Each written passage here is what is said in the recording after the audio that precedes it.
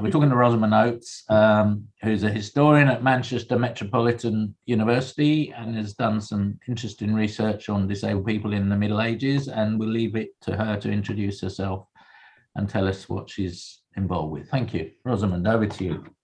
Thanks, Richard, and thank you for the invitation to talk to you today. So I'm a reader, that's sort of an associate professor at Manchester Met in late medieval and early modern history. So I do history from about 1400 to about 1750. So that covers Henry VIII, Charles I, right up through the Civil Wars and into the early 18th century. And I always wanted to be an historian because I'm interested in other people. Nosy might be another way of putting it. And my research path has been, I started by looking at the Reformation and religious and cultural changes in the 16th, 17th century. And then I thought, what about people who are deaf? There's, in the Reformation, lots of Protestant preachers and actually some Catholic preachers too, said that the only way to get to heaven was by hearing the word of God. And I thought, what about people who can't hear? And that led me into this really interesting area of research on which very little has been done previously. So I'm very lucky to have found such an interesting topic. Okay, and just before we get into the specifics of that, obviously that period is very rich with the impact of, for instance, the dissolution of the monasteries on disabled people, which generally had provided the NHS of its time, looking after sick and old and infirm and disabled people. And suddenly these were all shut down. And what generally can you say about that period and what its impact was on disabled people and their history?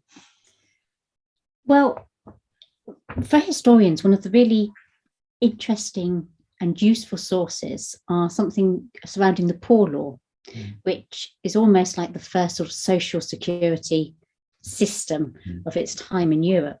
And the Tudor government were really enthusiastic record keepers, which is great for us. So lots of those people who may not have families to support them, who were unable to work for a living, were reliant upon the parish, on their friends and neighbours to collect money and support them. It's difficult to tell because we only have evidence of those cases where it's gone wrong. So where, say, a deaf person or a disabled person, we see the word disabled being used in these petitions, writes to local justices, writes to local judges to ask them to intervene and make sure some money is awarded. I would hate to suggest that there is a fully functioning welfare state existing in the 16th and 17th century. That's not the case. But there is some provision at a local level for people who struggle with mental or physical impairments and who need to be looked after by their neighbours. Going on now to your particular research, what are the main things you found out about deaf people and access to religion, I suppose, was what you were looking at? Yeah, that's certainly where I started and branched out. And the first thing I found was that nobody believed that deafness led to damnation. And lots of people have, more recent histories, popular histories have suggested that was the case. But actually, in the 15th, 16th, 17th, 18th century, there was a widespread acceptance that physical hearing wasn't necessary to know God. And in fact, I've been able to show that Protestant preachers used a form of used gestures and manual signs to bring their sermons to life, and this had the benefit of promoting sign languages for the deaf as a legal and valid form of communication. And so we see sign language marriages happen in the 1580s. By 1623, it's well established that it's a form of legal speech. And throughout the 16th, 17th and 18th century, deaf people are using sign to make wills, to get married, to give legal evidence in court. So we can see that actually religion played a really important part in ensuring that deaf people were part of the community and that their language was recognised as such, as a language. So, I mean, it's outside your period, but would you care to speculate why that changed in the 18th and 19th centuries then? Yes, of course. Well, the infamous Milan Conference, with its promotion of what is now described as oralism, seems to have been a key element in that. But I think we can see some of that sort of celebration of speech rather than sign. I think we can see some of that actually a bit earlier. So I've been working on a man called Henry Baker, who was a deaf educationalist at the beginning of the 18th century. And his shtick was that he taught deaf people to speak and people with stammers to speak without stammers. And lots of the language surrounding oralism in this instance, but though they just called it learning to speak, echoes the kind of the miracle cures of the Bible or the miracle stories of the Middle Ages, that if a deaf person can speak, then effectively they have been cured and the miracle has taken place. And so there seems to be that legacy seems to be a powerful one which increases its influence perhaps over the 18th and 19th century. And of course, we see the Milan Conference is kind of the apex of that. And for those who don't know the Milan Conference, it was 1880, was it 81? Yeah. And it banned the use of sign language, I think, in the education of deaf people. Whereas before, as you were hinting at, there'd been quite a renaissance of deaf culture for about 100, 150 years. So would you like to expand on that, really? Yeah, of course. And actually, most of the work has been done on France, which is where the real centre of sign language was in this 17th, 18th, or the 18th century. And there we have a school of deaf children who are taught using sign language. And the sign language was developed with the deaf children, the Abbé de la Paix. And that sign language was then taken to America and is the basis of American Sign Language.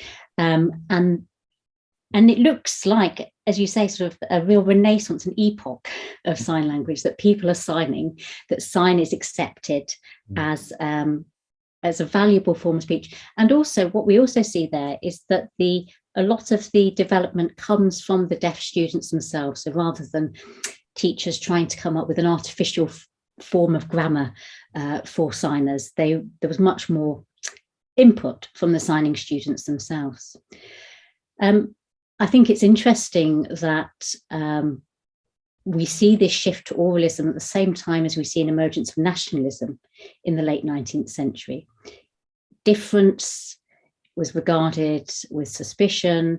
The flowering, the renaissance of English or German comes with it a denigration of other languages. And I think there may have been an element of that in the support for oralism rather than sign in the 1890s and early 19th century. There was also, I think, probably a background of the growing eugenics movement that was involved in it as well. I'm sure you're right. Yeah. Yes. And it can seem, and it's many people involved or who've supported oralism haven't come necessarily with the agenda of euthanizing and eugenics. However, you're absolutely right that oralism suggests a celebration of the norm and the able-bodied and fitting in, rather than the rich culture of sign language. So if you were a student of history and you wanted to go into studying the history of disabled people, where would you suggest people look as a starting point, and what sources should they go to? Well, it's such a fascinating and wide-reaching topic. And of course, the history of disability is really just the history of people. And I think I suppose I would start with a caution about where not to go, which is medical history. That for quite a long time, if disability has featured at all, it's featured as an outreach of medical history and the development, again, of cures for problems. I think it's much richer to try and understand bodily difference in terms of the different societies. And so there's anywhere you can find history sources, there you'll find disabled people. So there are legal records, there are parish records, there are some diaries, there are pamphlets. As you get closer and closer to the modern day, these become much more accessible. One source I think that is great and is just being worked on is an archive in Manchester. So the Greater Manchester Coalition for Disabled People have got an archive of about 40, 50 years worth of material. That's based at Central Library in Manchester. And they've just received a grant to have archivists catalogue it and make it accessible. One of the things that is so good about this archive, it's produced by disabled people, reflecting the concerns, demands, experiences of disabled people in the late 20th and early 21st century. And I'm sure will be very invaluable and brilliant, because the Greater Manchester Coalition were one of the lead coalitions in the whole upsurge of the disability rights movement. So absolutely right. So do you think the lack of the history of disabled people is not for lack of sources, it's for lack of historians identifying it as an issue to look at? You're absolutely right. I'm currently working on a project about deaf people, and the constant question was, but how do you find the sources? Yeah, there are disabled people everywhere. There are deaf people, for this instance, everywhere. The failure to address disabled people might reflect the makeup of the academy. So there are very few researchers and academic members of staff with disabilities or who identify as disabled. And this is bound to have an impact on the kind of history that we produced. We've seen that universities have become slightly more diverse over the years, and this has produced histories of sexuality, of race, of gender. Perhaps disability is the big area still remaining. And it seems astonishing because what we're looking at 15% of the population, perhaps more. And so the fact that such an important part of history has been largely unwritten, and there's some really important pioneers who've gone before me, but that it remains largely unwritten, I think reflects society's view of disabled people as effectively marginal. Now, one of our two themes this year is disability, relationships, and sex. So you've obviously been studying marriage ceremonies and so on in the sort of late medieval period. Yeah. So would you say that to having a disability at that time didn't seem to be much of a barrier to forming marriages, relationships, and so on, from what you've ascertained? Less of a barrier than we may have been led to believe. Mm-hmm. One of the challenges in answering that question is that generally people only trouble the archives and therefore the historian if something's gone wrong. Mm-hmm. So we know about the marriages that have been unsuccessful, where people want to get divorced. We know about the sort of the range of conditions that might be considered disabling in the 16th century, could include infertility, for example, but maybe we wouldn't badge that now as disability. But on the whole, there appears to be much more of an integrated, there appears to be much more integration. One of the things that I found really enjoyable, really rewarding in doing my research is how often a disability isn't mentioned. Or a physical impairment isn't mentioned, and you'll be tracing somebody through the archives and think, have I got the wrong person? And then it'll come up again, and you realise that actually that their mental or physical difference just isn't mentioned because of the kind of community that they're in, the marriage that they're in, the family that they're in. It's not causing anyone a problem, including perhaps the person who experiences the disability. That's interesting, because it would tend to support a school of historians who basically argue that disability as a category really only started with the Industrial Revolution and the having to sort people out into the doers and the non-doers, So that would tend to suggest that maybe the period before that was a different sort of set of values. Possibly. The word disabled is being used in the 16th and 17th century in the sense that, in the very specific sense we understand it, of unable to earn money or unable to do something. And that we can see already in the 16th century, there is an idea of the deserving poor and then the deserving disabled, like a disability that isn't recognized as such doesn't get any money. So some of these ideas have a really, really long past. And it may be as much to do with the smaller communities that people are living in, that when you live in a village for your whole life, there's a lot more acceptance of difference. That's interesting then. So then sort of winding up, why do you think things like having a Disability History Month and UK Disability History Month are important? And I note that you're part of organising 4 lectures badged under Disability History Month in Manchester, which we thank you for. So why do you think that's important? Well, history is important in acknowledging and understanding where we are today. And I think we can be inspired by the Black History Month and Black Lives Matter to understand how much history, particularly of marginalised groups, matters in appreciating where we are today, how things can change. You know, I think the events of last summer, the statue of Edward Colston, it showed how much history really impacts on our understanding of our place today. And this is as true, if not truer, of disabled history or disability history as it is of other types of history.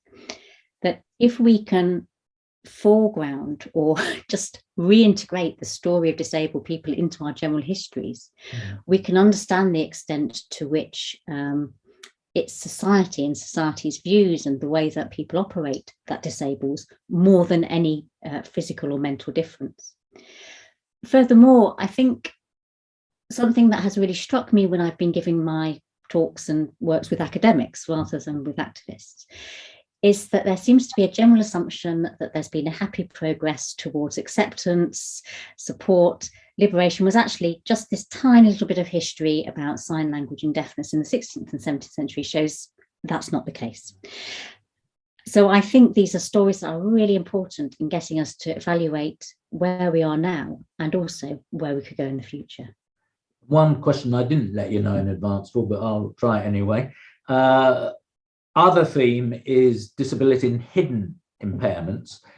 If disability in your period was really not ability not to work, an awful lot of people who did have impairments who had to pass and manage, I think of people like Samuel Johnson and many others who managed, but obviously at big cost to themselves because they did have a whole series of impairments, but as long as they could manage out in society. And so we've got a long way to go to uncover all of that history as well. Would you agree? And any pointers towards that? Yes, absolutely. And I think one of the things that makes it tricky for an historian is that language has changed a lot. That some difficulties that we might see, some physical impairments that we might identify, we might think, well, that's very hard to have a physical job if you have, if you have trouble with your legs, something may not have been identified. Sometimes there were catch-all phrases. I'm thinking of the term cripple here, which, makes us shrink in horror, but was sort of a catch-all phrase for anybody who had any sort of physical impairment. So that's one difficulty, I think, in identifying people. The second is, and it sort of comes down to this catch that I've mentioned before that historians find themselves in, that often we only know about a problem if it troubles somebody. So if somebody is dealing with their deafness or their lack of sight or loss of a limb, if someone's coping, then we don't know about it. It's when they can't cope. That's when they appear in the archives and the historian can find them and write about them. So we've always got to be very conscious that we're seeing the people who are not living or whose hidden impairment has become visible. we've also got the problem of almost self-censorship, in that people who were successful, who had various impairments, because it wasn't the mode of the day to write about it, if you could manage, wouldn't really write about it. So it's almost secret. And only you come across it occasionally, that people had these conditions that lasted all of their lives, but they still got on with it. Yeah, absolutely. And I think one of the things that's so useful for an historian there are the diaries that start to appear in the 16th, 17th and 18th centuries, because then we can read them with our contemporary knowledge and identify experiences like the fact that Martin Luther appears to have had morbus mania, through the various references he makes to his struggles with hearing and the noises that he can hear. Are there any other examples you've come across of people who weren't necessarily seen in their time as disabled, but probably were? Putting you on the spot there, I think. Yeah. Oh, there have been quite a few people when I thought I didn't realise that they struggled with hearing in my case. I think I found more examples of people who were known for something else and then have turned out to be deaf. For example, later this week, I'm hoping to go down to Oxford and look at some work of a bookbinder from down in the southwest in the 17th century, and he's known for his beautiful borders that he does for title pages. It turns out that he was prelingually deaf, and so he was a non-verbal deaf person for his whole life. And I think those are the stories that I'm most interested in, because his deafness is almost incidental to what he's known for. Interesting. I wish you well with your further exploration into this area of virgin territory, really, of people not having looked at before. So have you got one final word to young people who might be playing with the idea of maybe coming and studying history at university? What would you say to them, why they should choose that? I would say that we are all history. Everything we think, we say, we do is in part shaped by our shared history. And what better job than to find out those histories that have yet to be told? Thank you very much.